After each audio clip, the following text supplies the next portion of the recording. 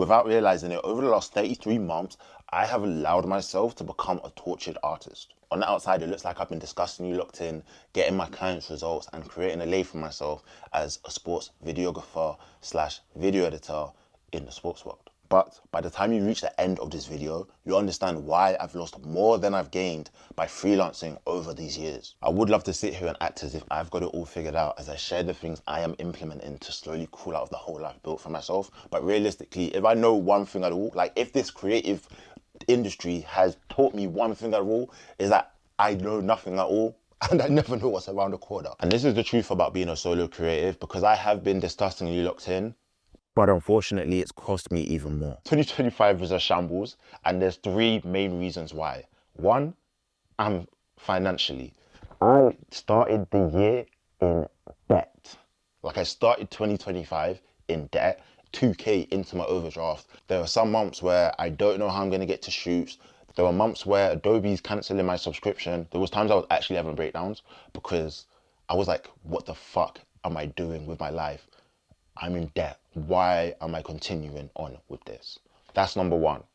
Secondly, I started the year on heartbreak. Emotionally, I was a shambles because I started the year on a heartbreak.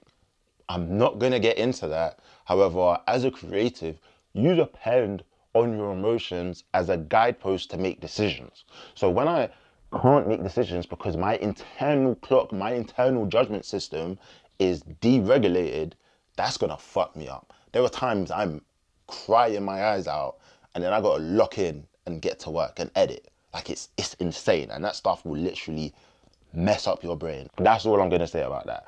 Physically, I was recovering from 2 injuries. One was my Achilles, which I had done in 2022. I'm not sure if I've spoken about that on my channel before. That was actually around the time I stopped making content because mentally there's just a lot going on and there was so much changing in my life at the time. So I just about recovered from that. Then first basketball session back, I'm like, cool, I'm ready to go, jump on the court. Like I've been doing stuff in the gym, I'm doing stuff, I should be good to go. I jump on the basketball court, up, down, up, down, up, down. I think it might be first game, second game on the court. Can't say my knee gave up on me because it's probably my fault for jumping back in the basketball session before that. And we're not gonna get into why I did that and what happened and da-da-da. However, I will say that that injury is still with me today. So physically, I am dealing with an injury that happened to my knee and still recovering from my Achilles injury that happened 2 years prior. Then emotionally, I'm trying to manage heartbreak, so I'm mentally a mess. And on top of all of this, I'm dealing with financial struggles. I don't know how I'm gonna get here. Do I have enough to buy this snack, and should I do this, and can I go out? Like, it's crazy, bro. Your finances matter so much. Being barely able to walk, or to, as a videographer, sometimes you have to get down on one knee and you have to film and get in these weird angles, and you have to run around, you have to carry your gear around you on the TFL, or you have to fit in these tight coaches or tight cars for long journeys. Like, it's tough, and you realize how important your physical health is only after you've gone through a physical injury, and you realize how almost ableist the world is. Because if you are not able, you are gonna suffer. And that is so bad, which is why you just have to do everything in your ability to look after your physical health. Mind you, this is everything I'm bringing into 2025. But I'm self-employed. If I let shit like that hold me back, then I would never fulfill my dream of creating a sports-centered marketing agency and living a purposeful life. This is everything I've done to make that reality. You would think this is the part where I say I've done 100 emails of outreach, I sent 1,000 LinkedIn connections, I've done this and that every day. And to be fair, I probably should have. In fact, I actually did. I had done the LinkedIn marketing thing. I have done a lot of social media content. Hey, let's call it a skill issue, but it didn't work for me like that. It didn't work for me like that. And I'm gonna tell you guys what worked for me later on in the video. But all of that outreach stuff, as a beginner, as a videographer and video editor, mind you, these specific skills, as a creative, all that outreach stuff didn't really work, because as much as you're a business person, you're actually a creative person. And I'm gonna get on to that later in the video. 2025, I went off. That year alone, I had 37 projects I worked on ended up shooting over 15K videos, like raw videos on my camera, and I delivered 205 plus video deliverables to clients. So that's 205 of my videos all working as proof of how good I am. That's a little gem right there, but we're gonna get onto that.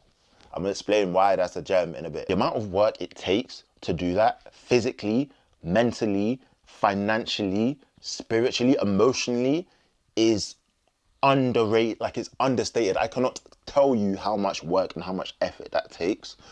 Coming from the year before that, where I'm physically injured and there's so much things that are happening at once, me getting into debt, like I mentioned earlier, me being physically injured. 2024 is also the year I got exposed financially and realized I cannot manage my money.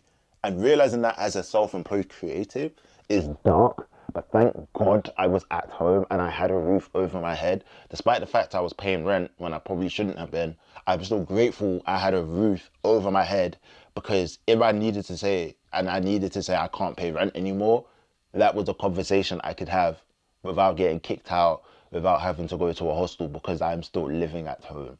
And I'm smiling because I am genuinely grateful, and I can't imagine what that must be like for creators that are outside of the house. And maybe soon I will become one of those people. They're gonna have to look into the journey and see what's next. I know I've spoken about a lot of the bad that's happened to me in just 2024, but there are a few things I'm grateful for. I'm grateful for all of my friends that came to visit me while I was injured, while I was mentally down, financially down, emotionally down. Thank you to everybody that visited me and supported me, because I genuinely needed that. And as much as I don't even know how to always allow people to show up for me, the fact that you guys showed up for me, came to my house, you invited me out, not to spend money, but to spend time with me. You accepted me through my emotional downs and at my lowest emotionally. That's such a big thing for me. I truly, truly, truly, truly, from the bottom of my heart, appreciate all of you. Even if we don't talk anymore, I appreciate all of you for the support in which you gave me. It does not go understated. It does not go undervalued at any point in any sense. Everybody that booked me, I don't know, it sounds like, oh yeah, you're putting money in my pocket, but it's more so that you believed in me to work with me. Most of you knew that I had physically just come back from an injury, yet you still wanted to work with me because you had seen the work I had put in that year in 2024. You seen the work I had put in and you wanted to work with me. So all of you allowed me to have the amazing year I had in 2025, despite being physically injured, despite all of the bad things that happened. That couldn't have happened without you, and I wouldn't have had the year I had in 2025 without the people that supported me, the people that were booking me, the people that wanted to work with me, that pushed me creatively. Thank you, unless you ain't paid them invoices. I'm actually so grateful for the times when I was stupid, booked, busy, because that was new for me at the time.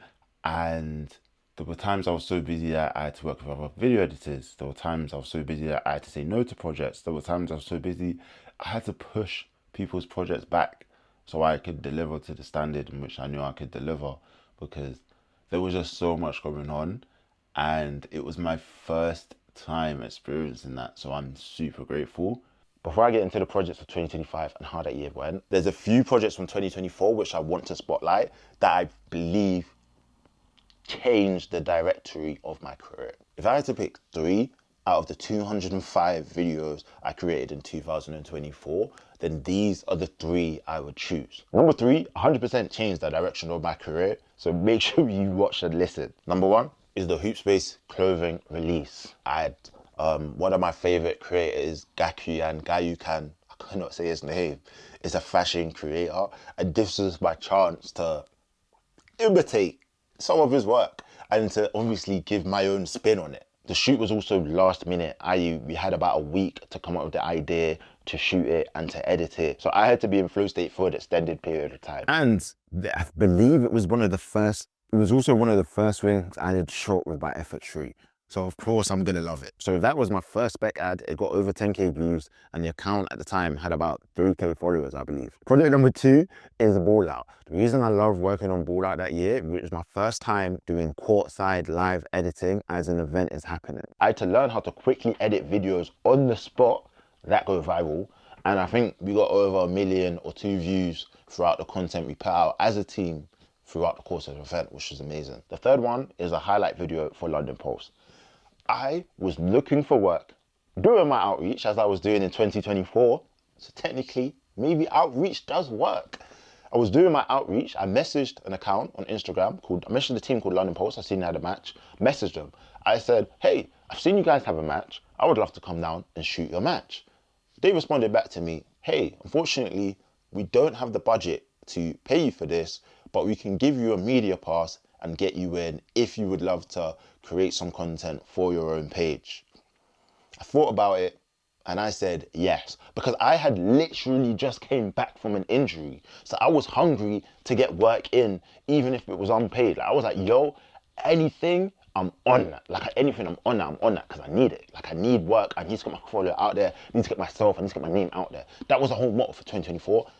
Put the work in, make shit happen, get myself out there, like just do it. So made shit happen. Dave responded back to me, said, yeah, come down. I went down, shot. I did not know anything about netball and I regretted it. I did not know anything about netball. When I watched that video, you can find that video on my page.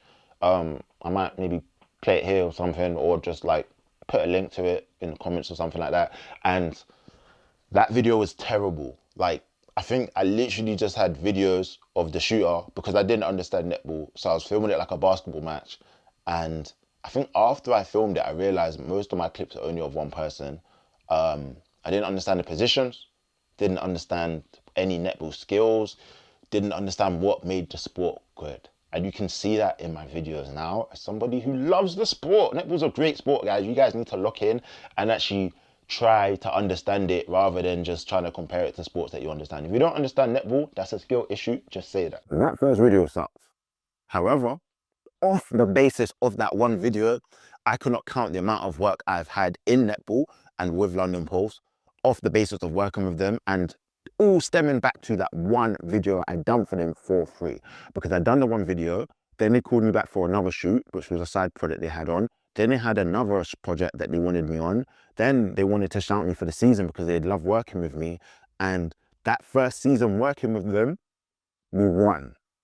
So I followed them throughout the season, documenting their whole journey, and they won the championship of 2025 of the NSL. That was my main client in 2025, like my main client, huge results, and so much work has came from it. Free work and outreach. Don't sleep on it. Take in mind, yeah, all of that netball work only came about in 2025. And that video took place, and that happened about March. Well, I was back on my feet. I'm going to say April, May. That video only happened maybe in May 2024. So, yo, there was a lot of work between those 2 points and a lot of learning too, but a lot of work. Because this is all 2024, as I'm getting into 2025, I'm looking around wondering, how the hell am I going to survive? Because the netball season starts in February. There were 3 entrepreneurs in which I had attempted to work with at the start of 2025. The first one bumped me. The second one, the contract got cut short and it was very close to being bumped. Thirdly, there was an entrepreneur who threatened me whilst I was on holiday and said, if they hear about this again, which was just me asking them to fulfill their end of the contract. They said to me, if I hear about this again, my lawyer is going to take you to court. And I was just asking for them to fulfill the contract in which they had signed.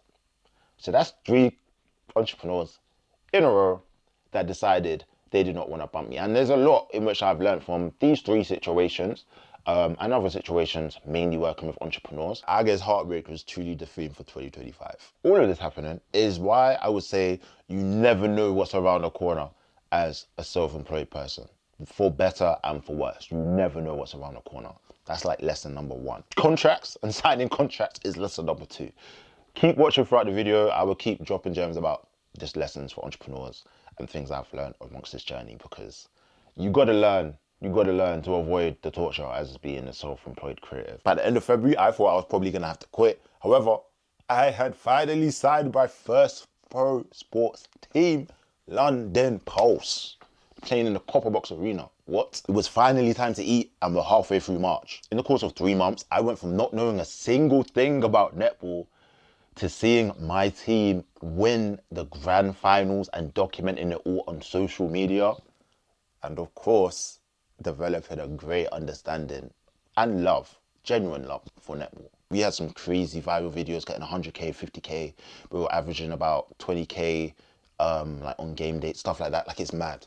So that was crazy work for me. And take in mind, some of the work in which I had done for them, the skills in which I had used, I developed by working ball out the year before, which is why I really identified and I really point to ball out as being a pivotal moment and a pivotal project for me. But as soon as the netball season finished, I began to panic and wonder, where the hell is my next project going to come from?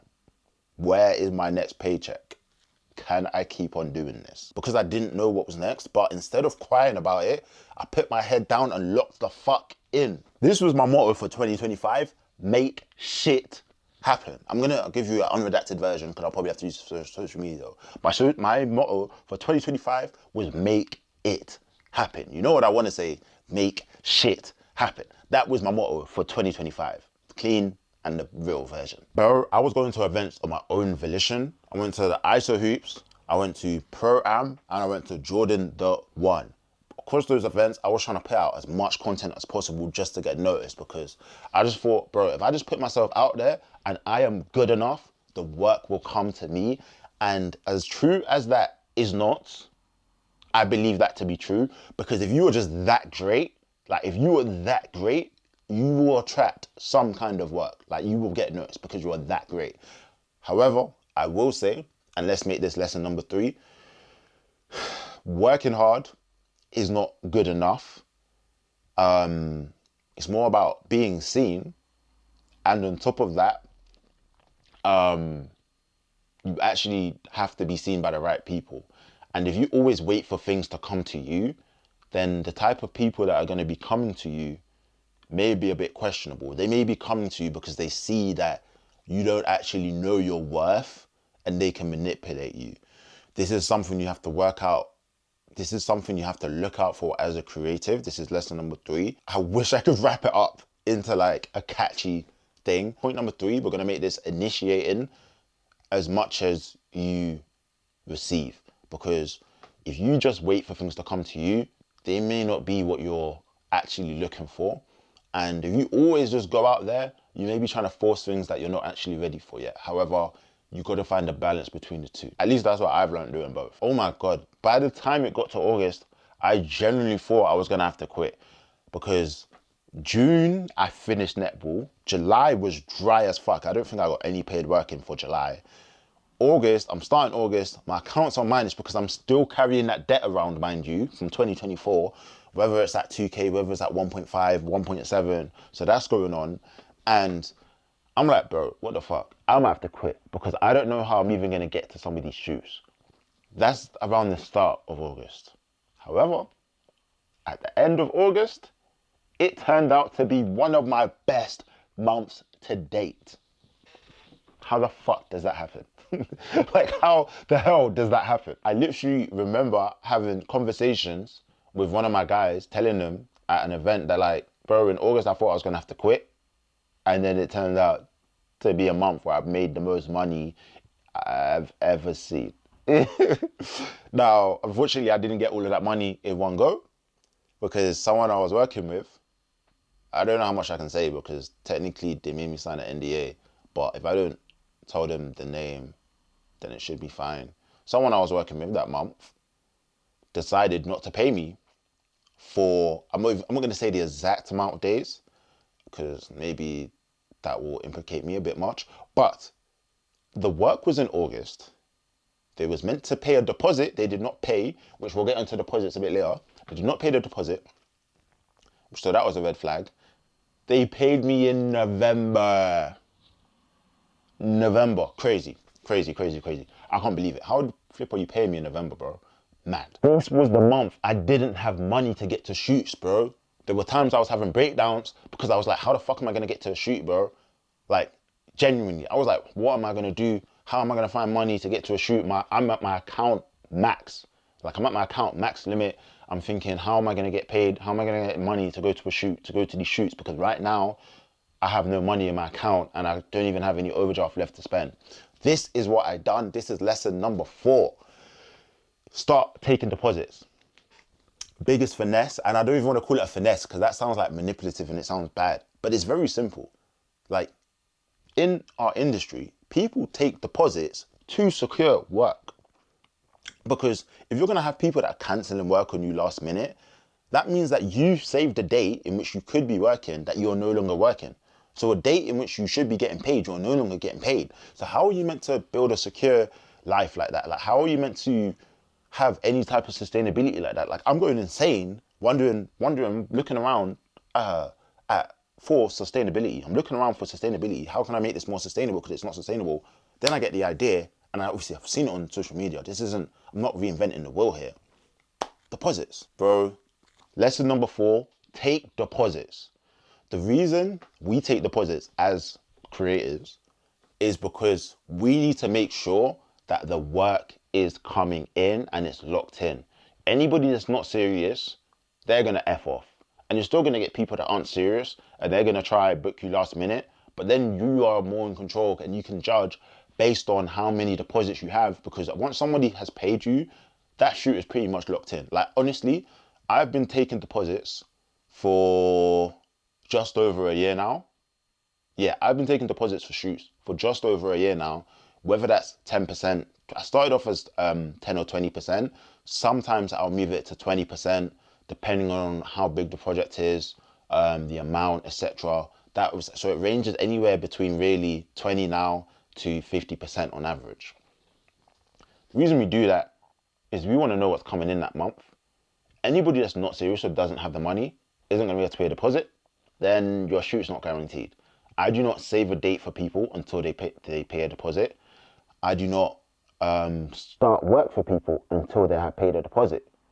I will very rarely go on a shoot if you have not paid a deposit. If you've signed an agreement but you have not paid a deposit, I will probably not show up to the shoot, and I'll tell you that. And I've never really had that, because once people start signing agreements, the agreement says that you need to sign a deposit to have your shoot locked in, and nobody wants to get to the event that's happening and then they realize that they haven't paid a deposit and the videographer's not coming. Nobody wants to do that. Like, that's crazy. So tell your clients in your contracts, we're going to make that lesson number 4 and 5, deposits and contracts and agreements, because together you have a lot more. Look at me trying to cross these. With a deposit and with a contract, you have a lot more security and you are safe. Now, you are not immune to vultures, you are not immune to sharks. Some of them have skin in this game. I can even give you lesson 6 right now based on all this, but I'm going to try and remember to come back to that later. You are going to be more secure in your work. You're going to be more relaxed because you know people are paying you. So you're not even going to have to worry. Once people have paid a deposit, especially if you use something like Stripe, there you go. There's a tool recommendation for you. Use Stripe for your invoices, for your deposits. I mean, sorry, I'm acting as if I'm not talking to some beginners here. If you're a beginner, use Stripe. I recommend using Stripe. I love using Stripe. It's very straightforward. I can send my own invoices. It sends this is not an ad, by the way, sends invoices for you. It will automate reminders if they have not paid. Cheeky little thing about Stripe as well, it stores people's payment details. And now you cannot see their payment details, of course. However, if I have a client that doesn't pay me, if I have a client that pays me once or they pay a deposit, then they try to run off and they don't try to pay the rest, I can charge the card. Now, there are implications that come with charging the card. I see hairstylists deal with this issue all the time. I've seen people charge cards and then they've had to had complaints about stuff, etc., etc. Oh, lesson number 6. Let's make this lesson number 6 or 7. Let's make this lesson number 7, because technically I've just given you Stripe. As a creative, Don't accept credit cards as payment methods, because people can do this with any card, but it's very easy for somebody to refute a payment with a credit card. So if a client pays with a credit card, they can just call the credit company, get the payment revoked after they've paid you, and once you've delivered the work, they can get that revoked for anything up to like 90 days, especially on a software like Stripe, which means now you delivered the work, they've run off with it, and they ain't paid you jack. And you can't even charge a card because they're just going to revoke it. Don't allow them to use credit cards. I'm not going to revisit all of these lessons. I'm sorry. We're just going to put these on the screen. And we're going to put these, I'm not putting this in a comment. I'm going to put this on the screen. And somebody comment this in the captions, somebody comment all of the points so everybody can steal your notes. Thank you. August, went into shoots, taking deposits. Ball out came to me. Boom, that was a deposit. That was sorted. England mixed men's nationals, National Netball Association. Sorry, Emma. But I had Emma reach out. They had a tournament spanning across a couple of days. Done work for them. That was deposit that just was secured. They were very easy to work with, and that's what I'm saying. Clients, you can call this lesson. I mean, I kind of mix this in. Let's just mix this in with the other ones. But clients that haggle you about deposits and invoices, clients that haggle you about deposits, clients that haggle you about contracts and agreements. Not that they want things amended, or even if they want things amended, that's a bit questionable. But if they just like, oh, why are we doing all of this? Is this necessary? Red flags, get them out of here.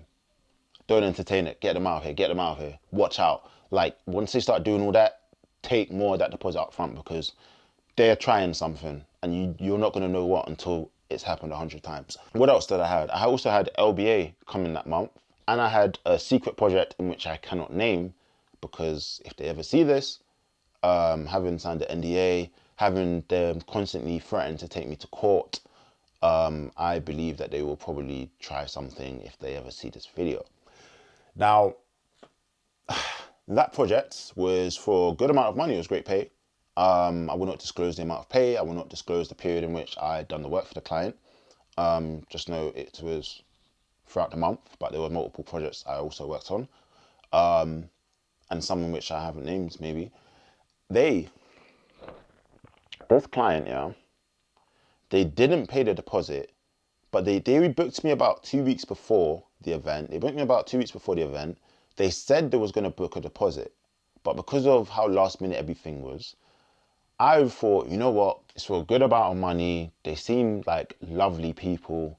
Let me go ahead and just go to the shoot. But I'm going to send them notice and let them know that I'm not delivering any work until I see a deposit in my account. So I go, I do my work. Now this is spanning across a couple of days. I'm not going to say how long. It's just spanning across multiple days. It's a multiple day shoot.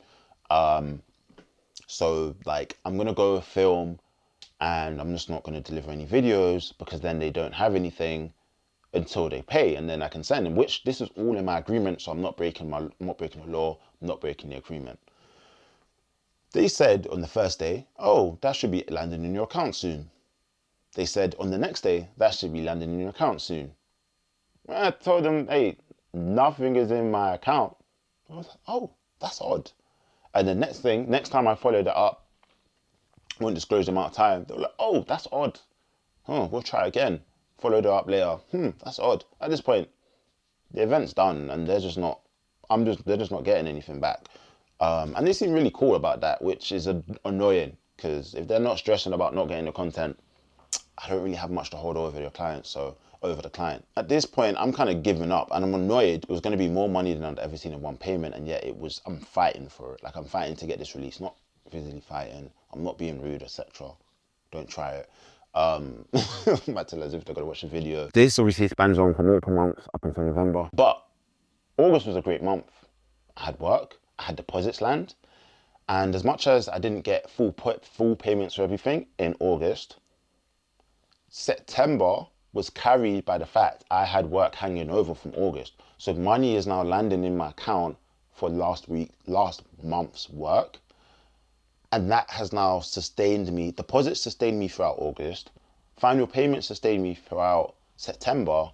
And then October, I think I didn't have much work in. But can you see how deposits allowed me to breathe and have some peace of mind? Now, take in mind, it was a lot of work that month. Like, I went out twice that month. I went out to Rebel, if you know, it's a paint festival for my Caribbean people, them are people that love the soak of them. And then I went to Carnival, another Caribbean festival. And that Carnival Monday, I literally got to London that day and I went to work. Sorry, I got back from work to London. I went to Carnival, mad. Like, and this is what I mean, like, disgustingly locked in is not an understatement, because I promise you, like, I was just trying to work. Like, there was not a week in which I was not putting out a project. There was some days, or no, maybe not every day, because some projects took longer than others, but there was not a week in which I was not sending client work. Like, I delivered over 205 projects. Like, that's that's more days I'm delivering projects than what I'm not delivering projects. So I'm not delivering deliverables. So I'm not sending deliverables, should I say? Like, it has really been weighing on me during this time. I know I'm excited. I'm happy that I'm working and I'm busy. But those moments, like September was a weird month. September felt crazy because it was like, yeah, I'm getting paid, but I'm not working. So I can't enjoy this money because I don't know when I'm next going to get paid. So this money is getting in my account, but maybe I'm going to have to stretch it for 5 months, because I've had to do that before when I was freelancing back in 2022 when I'd done my Achilles. So that was just scary. And like, it's this underlying fear of failing, this PTSD of reliving my weakest moments, reliving traumatizing moments where I had, in 2021, my first time freelancing after leaving a 6-month placement, I broke my Achilles, popped my Achilles 50% tear playing basketball for fun. Ooh, sounds familiar, right? But this was the first major injury. I'm literally in this room. My leg is up on a box. Like, I have my leg up on a box full of productivity planners. If you know, you know. I put my leg up on a box full of productivity planners, and I'm there twisting to the side trying to edit at my desk. I'm so gassed at this time because I'm making it work and I actually have clients. Like, I'm freelancing, I've got clients, I'm at capacity. It's all going good until it's not. I lost all of my clients within about the same month or so. I had 5 clients on varying amounts, only like maybe 250 here, 400-500 there. And I say there in the sense of, like, I don't think I was making over 750 a month, but also I didn't track what I was making. So I'm making money. This is 2022. I'm making money. I get injured. I lose all of my clients around the start of the injury, and I don't know what the fuck I'm doing. And then I can't keep a client for more than a month or two, because I'm hobbling around in a boot, like, trying to keep my social life together. I remember going to a barbecue in East London. Shout out to my guy Zeno, to Amin. And I'm in a walking boot, bro. I'm in a walking boot, traveling 90 plus minutes to go to a barbecue. That's crazy. I'm reliving some of my worst dreams and nightmares, because in my head I'm like, I'm still injured. So I could lose all my clients in a month, because you never know what's around the corner. Just trying to work and I can't work. Towards the end of October or around October, I start working with my guy Stan. Nothing much, but that's more like, let's get him content, get myself out there and just help my boy. And I was doing some work with him throughout August as well, actually. Shout out to him, because I appreciate him shouting me on my worst days, not dragging me to shoots, but just getting me out of the house, allowing me to, like, do work for him. Like, he's one of the people that got me out and, like, kind of set me on my worst days, you know what I'm saying? Like, he'd be like, oh, what's up? Like, you okay? I was like, bro, I'm just going through it right now, man. And he's cool with it. Like, do you know what I mean? He's not somebody that takes it personally. And bro, as a creative, like, you want to surround yourself with people that can tolerate you at your best and your worst. And as long as you're not spewing out and pouring out and not hurting them with your emotions and your situation, you want to surround yourself with people that accept and love you, appreciate you at your best and your worst, not just tolerate you. I had to cut someone out because it felt like that, and it's not nice, but I don't regret it at all. because being a tortured self-artist, you don't need people around you that are also torturing you.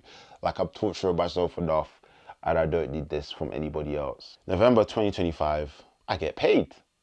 I make more money than I have ever made in one single payment.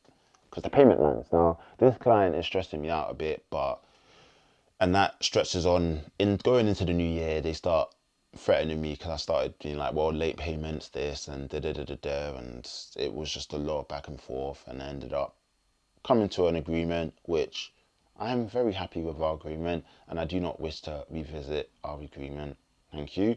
So do not try to use this video in any email or court of law, please. This is all just content. In October, however, as much as I said October was a slow month, I started working with a YouTuber, and I also started working with a school sports events group. And that was another project that was going to span across a couple months, and the money was pretty good. So that was going to allow me to survive, but it was like long days. The pay was worth it, but when you're doing long days, it's always going to feel like a long day. And that's what you have to realize, is that there's almost, no matter how much you charge, you can't charge for burnout. Like, you can't, there's no payment enough for not resting, like for actually not resting enough. And that's when you have to realize that you're gonna have to start turning down work. Lesson number 8, we're gonna make this lesson number 8, I believe. You have to say no to work. And as much as you're trying to make it happen, learn to say no to work. Because there are sometimes no amount of payment is more valuable than spending time with your friends, than spending time doing the things that you want to spend your money on doing. What's the point of being booked and busy and making all this money if you can't then go and enjoy your money and doing the things that you want to do, or take care of the things that you want to do and actually enjoy that? Like, how can I live a purposeful life if all my time is spent working? Doesn't make sense. And that's something I lost sight of. I think that's lesson number 8. Please, if you're creative, learn when to say no. And I think it's once you reach what I call critical mass, lesson number 9, critical mass. Critical mass is what I've learned and what I define as, if you constantly work and build momentum for yourself, then eventually you're going to know and you're going to meet so many people that you are always booked and busy. As long as you're good at your craft. Like, I'm assuming we're all good at our crafts and we spent enough time working on a craft. And that's what obviously a lot of the free work, a lot of the low paid work is there for. Once you reach a certain point, you are always going to have people messaging you about work. Always going to have people messaging you about work. And there is no guarantee of when this is going to happen. There's no guarantee that this will last forever, by the way, because people find new videographers, they find new video editors. It's normal. Look at the graphic designers getting replaced by AI. As much as you should be using a graphic designer because they just look terrible. Once you know enough people, there will become a point in which you cannot escape someone trying to book you. Like, you will always have work. And that is great, but only if you know how to say no. That's what I learned. It's only as great as your ability to say no. I actually kind of came to this understanding by banging gym. You know, I've been in the gym. Right? So I've been in the gym a lot, and through being very consistent in the gym, more people started talking to me, and obviously I've got a couple theories about why that is, and we'll hopefully get into that in another video. I've met more people in 1 year in the gym than what I have met in 5 years of going to that same gym. And as you meet more and more people, and this is in general now, making in a wider context, as you meet more and more people, there comes a time where you cannot enter the gym without bumping into somebody that you know and probably gonna have a nice long chat with. And I'm an introvert. Like, I prefer my own alone time. I'm self-proclaimed, I've done tests, everything. I prefer my alone time. And I'm still having these conversations. I'm still getting into these situations. That's crazy. You cannot go to the gym without engagement and meeting these people. And that's what I call critical mass. Like, you know so many people that no matter what you do, you're always going to bump into somebody. So in terms of videography and video editing, for me, that's what I do creatively. Like, I have met so many people that I can work with, and people think I'm good at what I do, maybe better than what I even think I'm at, that that people want to work with me, and they may even work with other people. If people only shout at me once every 3 months, I just have to know enough people that they're gonna book me every 3 months, and that every few months is just at different points. Now, obviously, yes, there's gonna be clashes, etc., etc. It happens, which is why you need to learn how to say no and not overbook yourself. There's gonna be times you're exhausted. There's gonna be times you already have plans and you have social plans, and you're gonna have to say no. But that is what I call critical mass. October I had a bit of work. November I had a bit of work. I don't think there was anything with Huddle in December until... So with that Huddle group, I had work in October, November, and then January. Now, because it was spread out throughout those months, the payments were spread out in a way in which it didn't feel like as much as what it actually was. Because obviously, money's only going to feel as much as you get at like one point. Now, during that time is when I'm working with them and doing multiple deliverables for them. We're working with Stan, we're working with Mike. Then around December time, I get a call up to work with UK 50, and I get a call up to work with England Netball. So UK 50 is a basketball camp. They have a camp, they got a couple of days going in. So that was great. Went down, just done videography only, filming. Someone else was handling the editing. So that was all good. Then England Netball had seen the work I had been putting in. They loved my videos, they loved the essence. They could see that like I could deliver consistently at what I do, and they wanted to work with me. So that was amazing. And just getting that recognition by, I guess I'll call it at a national level as a videographer, as a creative, feels indifferent. So in the sports industry, it's like in sports, obviously you have like your country level, like intermediate teams, like national thing, but then getting recognized, I guess, at international level by the international body, England Netball, to come and shoot the actual sport. Because I have worked with Great Britain, GB basketball, but that's not to film basketball, that's to film like interviews and stuff like that, which is great. I'm happy for. Would love if it was more regular. If you're seeing this, shout your boy. But to get recognized by England Netball to do the thing I want to do, which is film sports, was amazing. So they had a Rising series where they was playing against Jamaica, which is another big team, nearly a sellout event. Oh my days, December was busy. It was so busy. I couldn't catch a break. I couldn't catch a break. And that's what I mean, like, because I'm so good at what I do, and I'm so grateful to be good at what I do, I want to work on multiple projects. But then me working on so many different projects, I overestimate my capacity. I overestimate things going smoothly, so that when things go wrong and they roll over, or I get deliverables late from people, it messes me up, and I'm the one bearing the consequence. So when I call myself a tortured artist, that's what I mean in a sense. So that, like, despite being physically injured, despite being in emotional turmoil, I mean, around December, I was pretty fine. Like, that situation was actually, like, wrapped up with by August. But until August, I was in emotional turmoil. And even after that, I had days where I'm in emotional turmoil. Then financially, I'm still managing the fucking debt, because somehow I'm making all this money and I can't seem to pay off the debt. So I've got a fucking problem. Probably me buying all this camera gear. Don't tell the person I'm meant to be paying rent to how much I've spent on rent. Hope you're not watching this. But it's all love. I appreciate you supporting me and allowing me to fully invest in my craft to get to where I need to be, to go to where I'm going. Now, when I say tortured artist, like, this is what I mean. Like, I have all of this personal life stuff going on.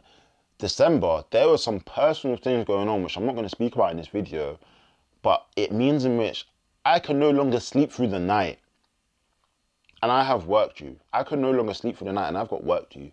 And there was stuff going on. So now I'm banging gym. I mean, I've been banging gym throughout the whole year because that's the only way in which I can healthily look after my mental health. Because work, as much as I love creating videos, it's work. It's work. Now, work is always going to be work. As much as I love what I do, it's work. So I go to shoots, I plan shoots, I go to shoots, and I edit shoots. A lot of people, respectfully, they plan an event, they prepare for the event, and they turn up to the event.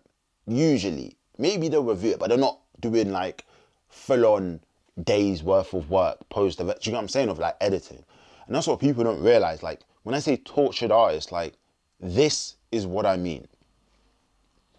So, God, December, I cannot catch a break. I am working non-stop to deliver projects to people, whether that's YouTube/podcasts, whether that's clips for Stan and going to his basketball matches. UK 50, I couldn't edit anything. I'm just filming all day. I'm traveling an hour across London for an hour and at like 7 in the morning to get there for 8 or 9, etc. Shout out to them for booking me. That was really cool. I appreciate it. And then I've got England netball going on, which I think was at the start of the month. So I need to edit that, but I'm so busy with everything else. Like, it's just, this is the start of residual tiredness. Because of all of this work, I didn't feel like I started 2026 and that I had a clean slate, all the way up until about March. I think until around March, I literally didn't feel like I started 2026 because I had work due. Was delivering stuff late at this point, which I feel shit about till this day. I hate delivering work late. So busy with client stuff. People are booking me for new stuff. Some of my friends from London Post booked me to shoot them at Athletic Track, etc. So, guys, I don't know if I've communicated how restless I have been throughout this period, because it got to the point, and I've understood this halfway through 2025, is that like I have to do something for myself. If I do not do something for myself, I'm going to be working for other people all day, continuously. Because once the day starts, once it gets to about half day, there's something that's gone wrong. Whether that's on client work, someone else needs something, you're getting messaged about something else, or you're just tired. So like, you're not really gonna have that much time for yourself.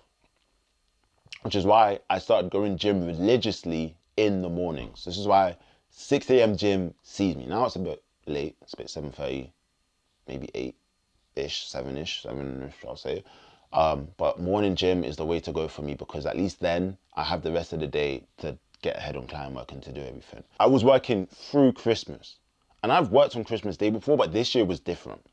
This year was literally come down for presents, I'm going bed late because I'm working, I'm waking up early, jumping to work, etc. Like, it's mad.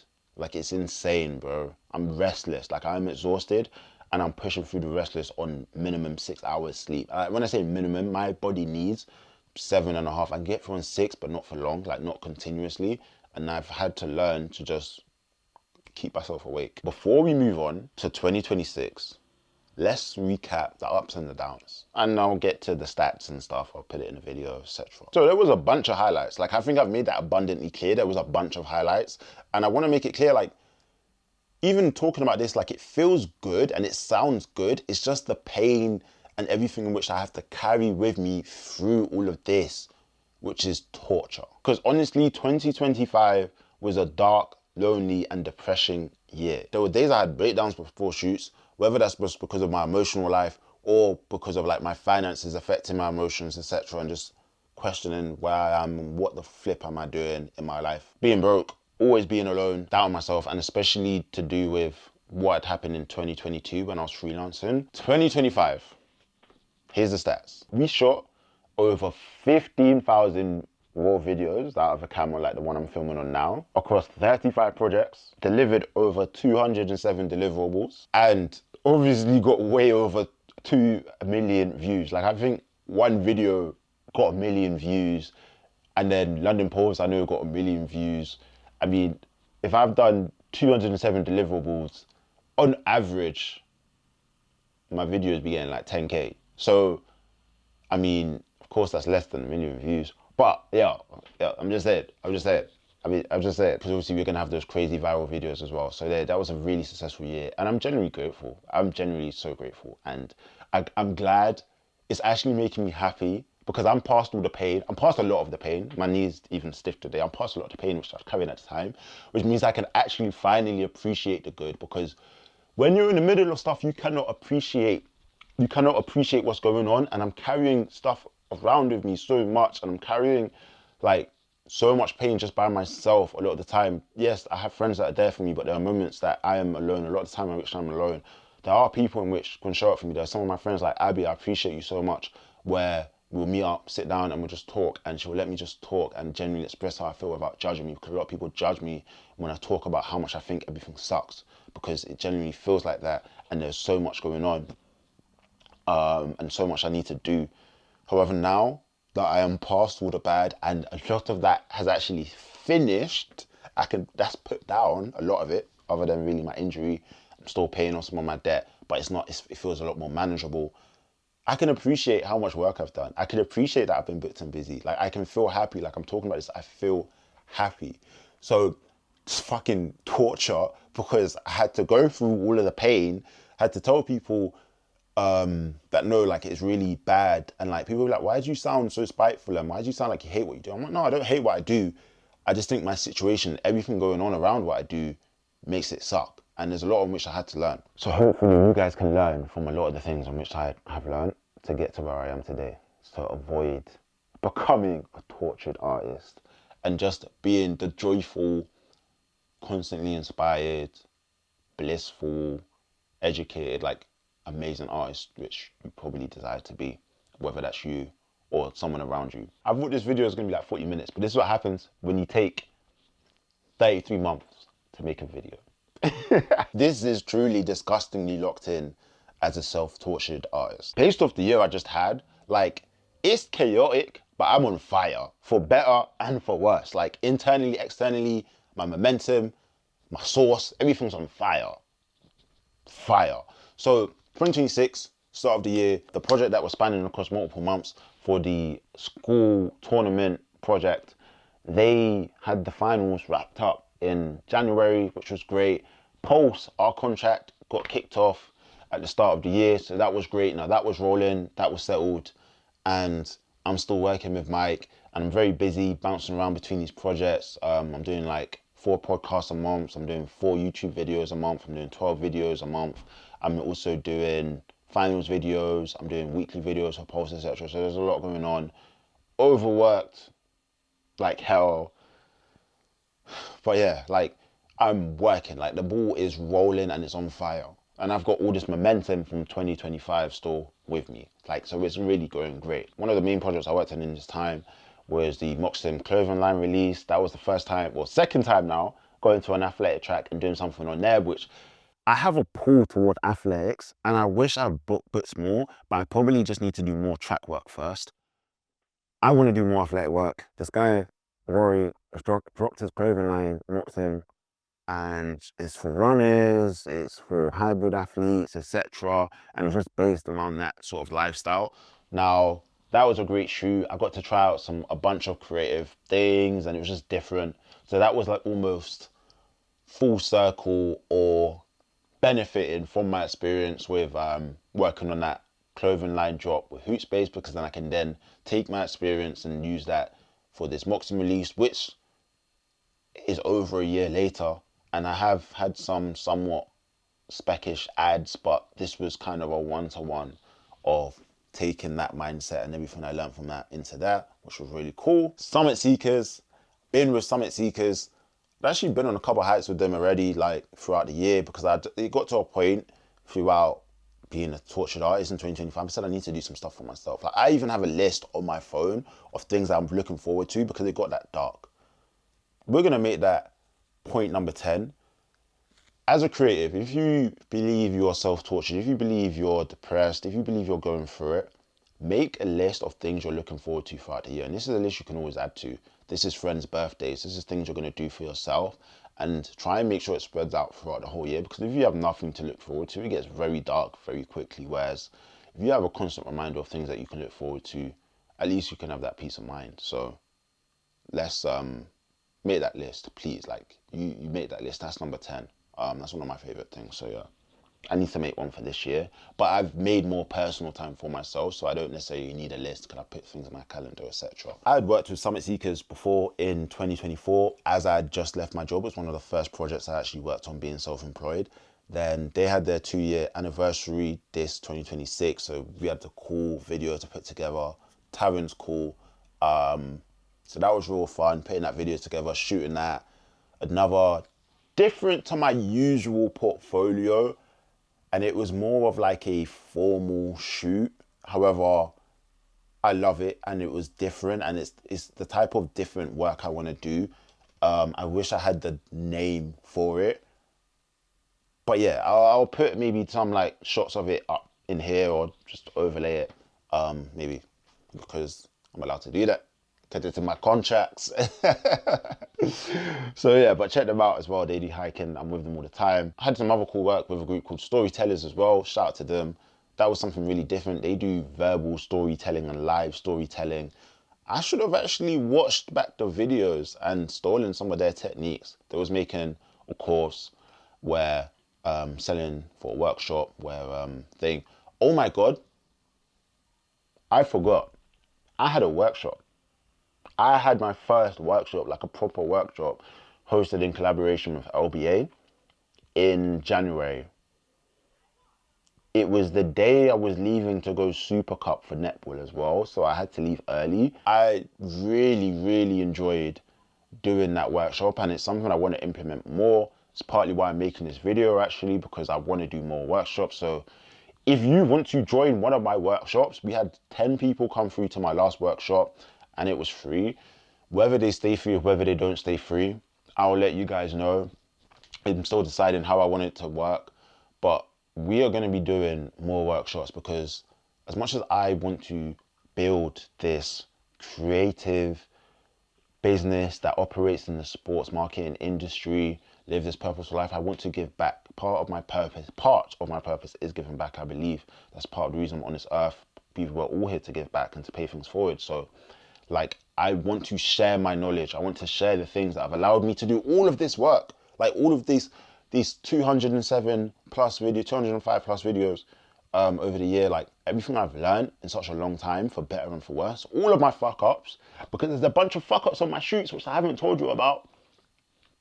You can probably avoid that if you come to a workshop. So in the description, I'll probably prioritize it as one of the higher up links in the description to this YouTube video, because it's gonna have to be a YouTube video. We are gonna be doing a workshop, and I'm gonna make a wait list so you can sign up for, and you get notified about whenever the next workshop is, because it will at least be, I'm gonna make a commitment now, and it's a bare minimum commitment of at least one workshop a year.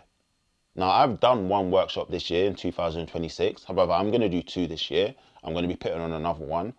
And 2077, 2028, beyond, we'll have to see. But I'm going to commit to at least one workshop a year. As long as I'm still doing what I do, I want to do at least one workshop every year. 2026 so far has been smooth.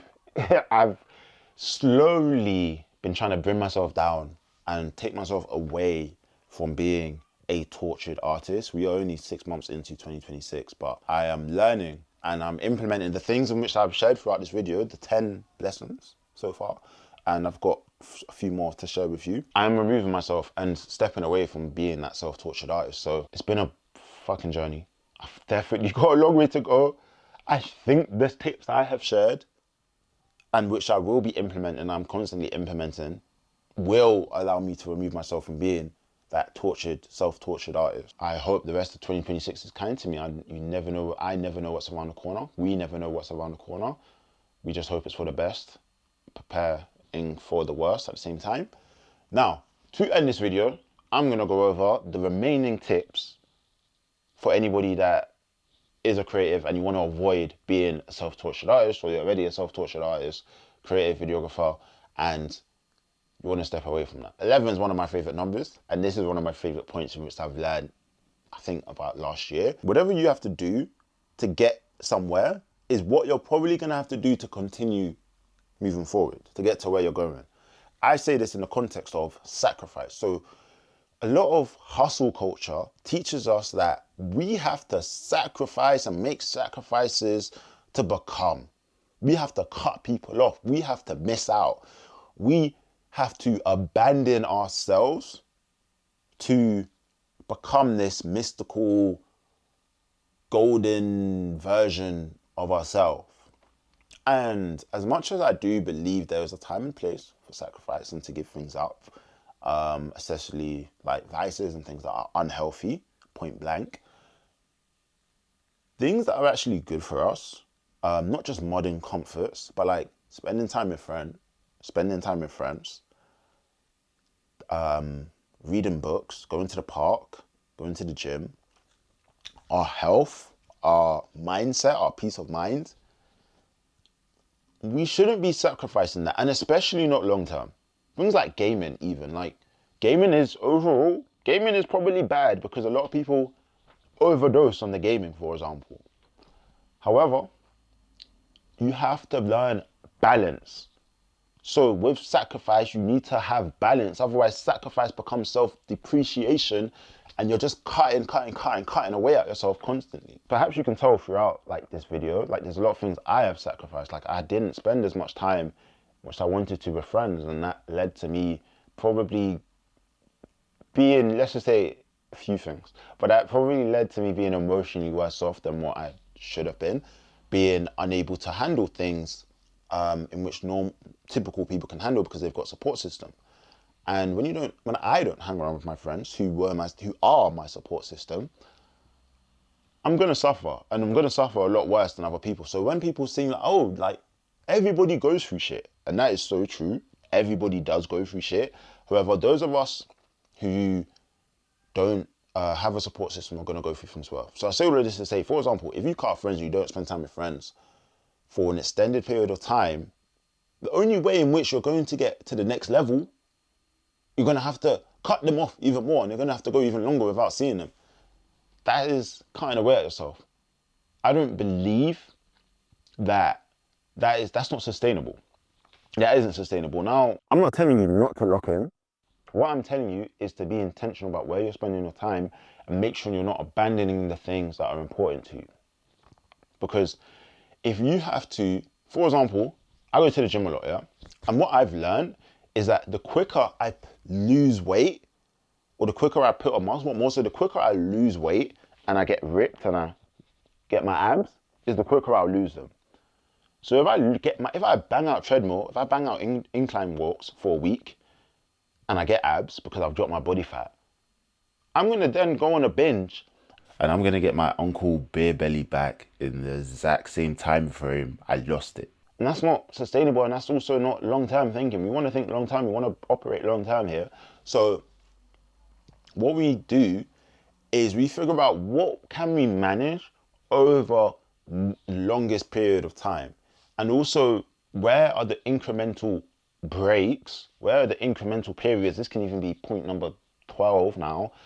Having incremental breaks periodically allows you to last for longer and prevents burnout. So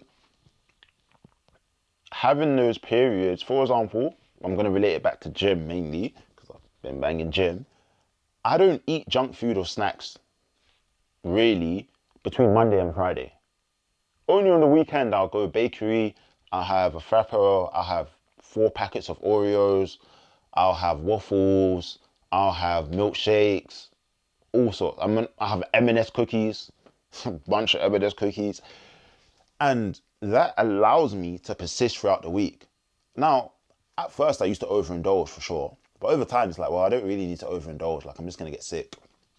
So I have learned that actually, okay, I have like 1, maybe 2 packets of M&S cookies on a weekend, couple Oreos and milkshake, and I'm good. Like that's enough junk food for me. And now Monday to Friday, which is the majority of the week, I am being healthy and I'm also exercising anyway. So I'm going to lose more weight.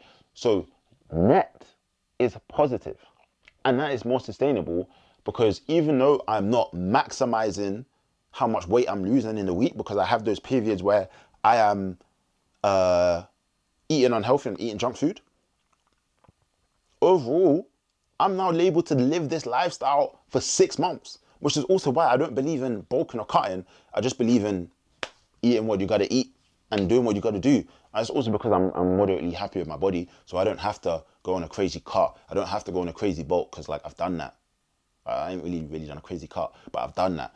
And I don't, like I said, if I cut and I lose my body fat and I get abs, but then I'm gonna have to stay cut to keep the abs, rather than creating a lifestyle, becoming the person who actually lives like that and actually has that throughout the longest period of time. Oh, the last one is the best one. So please stick around for the last one. Please stick around for the last one. Point number 13 is that new skills do not mean more money unless you can already sell the skills that you already have. I say this because, like, as a creative, we think, okay, if I get this, if I acquire this skill, I'm going to get paid. If I acquire that skill, I'm going to get paid. And to a degree, that is true. That is true. But like, if you do not know how to sell the skill in which you have, and it's technically worth something, if you don't know how to sell that, then you're just acquiring more things that you can't sell. And you're wasting your time because you think that, oh, if I then learn graphic design, if I learn coding, if I learn Facebook ads, if I learn photography, if I learn videography, if I learn sound design, if I learn color grading, if I learn video editing, you get worked up. There's 1,000 things to learn, and you can go as deep or as wide as you want in either of these topics. But if you do not know how to sell them, you're not going to get paid. And I say this because, like, I started off as a content creator. I wasn't getting paid, of course. I was not getting paid. If you check my YouTube videos, of course I'm not getting paid. I was not getting paid as a content creator. I then decided I'm going to become a video editor. I learned video editing. I went very deep on video editing, and I refused to do anything else for a very long time. Very long time. Like, I was working at Backchat, Project Gorilla, and I was working there, and they said, hey, we're filming Backchat, we're filming Hot Desk, we're filming, I had already filmed Blue Therapy at the time. We got ZZ Mills, at the time they had ZZ, and they was like, hey, do you want to come film for us? Like, do you want to learn videography? Like, you always just sat here at the computer. Do you want to learn videography? I said, no. I don't want to learn videography. I don't want to pick up a new skill. That's just more work. I like to just be remote. I like to just sit behind my desk and edit. Take in mind, I'm an introvert, guys. Of course, I'm going to want to work by myself and not interact with people. However, eventually, I decided to learn videography. Now, my reasons for learning videography, I can get a bit deeper in for another time. However, I'll just briefly say that I realized that I cannot network and meet people just by sitting behind my desk. And I constantly got told I felt like I couldn't take credit for work because I didn't film it. But if I film it and edit it, nobody can tell me nothing. Well, it depends on the contract. But I learned videography. And yeah, I started getting paid more. I was already getting paid as video editing. But to be fair, I can sell my videography as an add-on to my video editing. And that was initially how it worked. Now it works in reverse. I sell my editing as an add-on to my videography most of the time, which is kind of crazy to think about. So in doing that, you buy cameras, you get all this gear. And then people say, hey, do you know how to be a photographer? Do you take photos? And I was so tempted to learn photography, but I saw how talented my boy Ryan Bound was. And I was like, well, he's good at what he does. And I see photography as his own craft. So if I'm going to become a photographer, I'm going to have to spend like 6 months learning how to like actually take good photos and all of this, I call it junk. Because I don't really like photography, but that's a personal agenda. And it's like, I would rather double down on the things I know and go deeper on the things I know and learn how to make money on the things I know than just go wider. Because if I just collect more things I can sell, but I don't know how to sell them, I'm just going to have a room filled up with things that I can't sell. Like, I'm going to have a boot, like a car boot sale. Like, I just imagine like a car boot of just things you just don't know how to sell. And they could actually be valuable, but you don't know how to sell them. So everybody's walking past you, you don't know how to sell the gold that you have. Because you can't tell them that it's gold. So that's my understanding. That's why I say learning new skills does not make you more money unless you know how to make money from the skills you currently have. Last but most importantly, and this relates to the whole concept of this video, which is 2 hours, which is what I fucking get for not learning this until very recently, and I'm still proving a point by making this video that I haven't really learned this because I should have done this a year ago. Number 13. A job finished is better than a job well done. And that sounds insane. If you're anything like me, I'm an ITNJ, I'm a Virgo, I'm a middle child. People say I'm a perfectionist, I'm an overthinker, all these things. If you are anything like me, that's gonna sound insane to you. Even just a creative that is proud of their work. And people, what are we talking about? Okay, a job finished is better than a job well done. I would say perfectly executed. Because there is no such thing as perfection. I think everybody knows that. But even though you know that, even though we know that there is no such thing as perfection, it's very easy to fall into a trap of trying to perfect every single piece of work. It will never be ready.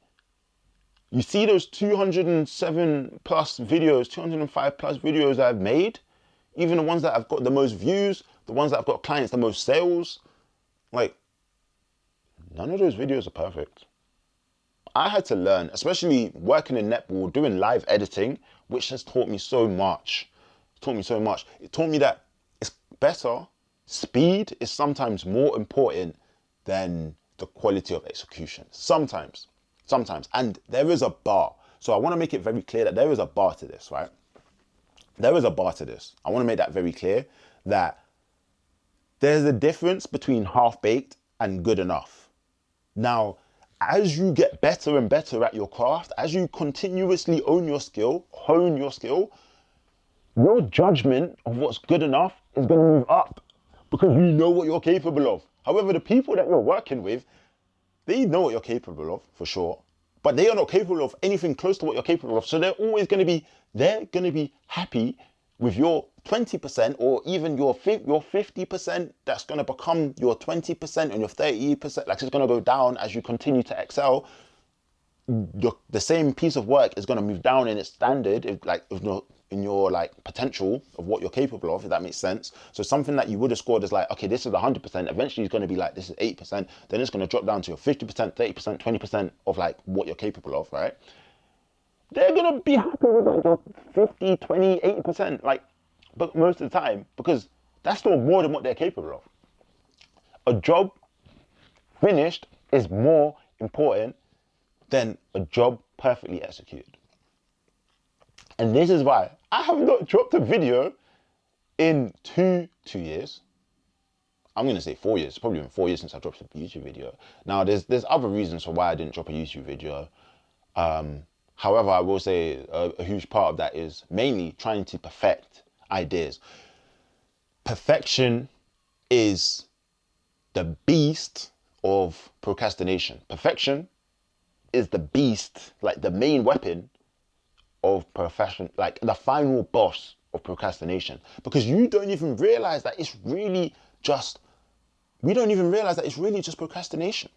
We are afraid of our work being judged and someone seeing it as not good enough. We are afraid of somebody coming back and like, damn, I expected more.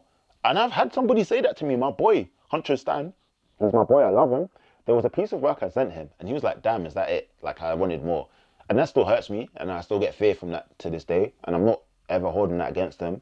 But I will say that, like, I have standards that I like to meet in my work, and to be fair, like, that edit wasn't that great, and it wasn't even for him, it was for somebody else, and he saw it. I sent it to him because I wanted him to be gassed. I spent very long doing this effect. It went shit, bro. I spent very long doing an effect, and it wasn't even shit. And that's why I say a job finished is better than a job perfectly executed. Because when we understand that, you realize that, like, you don't have to beat yourself up as a creative, as you can stop being a tortured artist and stop trying to squeeze the perfect piece of work out of ourselves, because actually our 20%, our 50% is good enough. Most of the time it's good enough. Nobody's really going to watch this anyway because I haven't posted on YouTube in 4 years. Can't expect anyone to watch a video about creativity when my videos were about self-development before. Also, it's 2 hours. Who the hell am I to make a 2-hour video that anyone's going to watch? Like, why the hell is anyone going to watch a 2-hour video? At least now, I have got, okay, bonus point, creative block often comes from a backlog of unexecuted ideas. And when we don't execute our ideas, we lose trust in ourselves. I've watched a video on this, so this isn't an original thought. A lot of the things I'm saying aren't necessarily original. There are things in which I've heard other people say, I've implemented myself, and I've adjusted it according to my life and what I believe works for me. We lose trust in ourselves the more we don't execute on our ideas. And then when we don't execute on our ideas, we have this energetic build-up. We get energetic build-up and we don't know what to do with ourselves. So then we're sitting down at our desk trying to work, but then we can't work because our mind is bouncing around between 4, 5, 6, 7 different ideas. So then we're scatterbrained. We can't focus and lock in until we get it all out, because then when we begin to paint, we're painting from a blank canvas. But sometimes it's that you have so many ideas, you start trying to put everything, like you're like, oh, I want to do this and I want to do that, but then this and then that, and you start trying to cram too many things that don't need to be in it into one thing. And you could use this video as an example, because it's like, well, I've crammed 33 months of being a self-tortured artist into one video, and everything I've learned and everything I'm going to be implementing to remove myself from that troop, remove myself from torture and stop torturing myself, and move towards being a video editor, videographer in the sports industry, creating a sports marketing agency, living a purposeful life. And I've crammed 33 months of knowledge into one video. That is 2 hours. And now I've got a blank canvas. We can move on. Peace. Please, if you have watched this video, I'm going to need you to comment your notes in the comments of this video. And I even if you've only watched half, you only watched sections, I'm probably going to label the parts of this video, because this video is so long, that like, I want to help as many people as possible. So in order for me to do that, I'm going to need you guys that are making notes to share that with other people. And what I am also going to do is I'm going to put a link to the, that's thing number one. If you've enjoyed the video, do that. 2, sign up for the workshop. That's what I'm going to ask. Sign up for the workshop if you want to get involved in the workshop. And if you just want to share conversations with like-minded people, sign up for the waiting list for a group chat. I'm going to make a group chat where everyone can just talk freely, not promote things and ask for likes and subscribes and all of that, but just talk about creativity and marketing, videos, social media, etc. And just talk with other people, because when you're in this game, like, it can be lonely. So peace.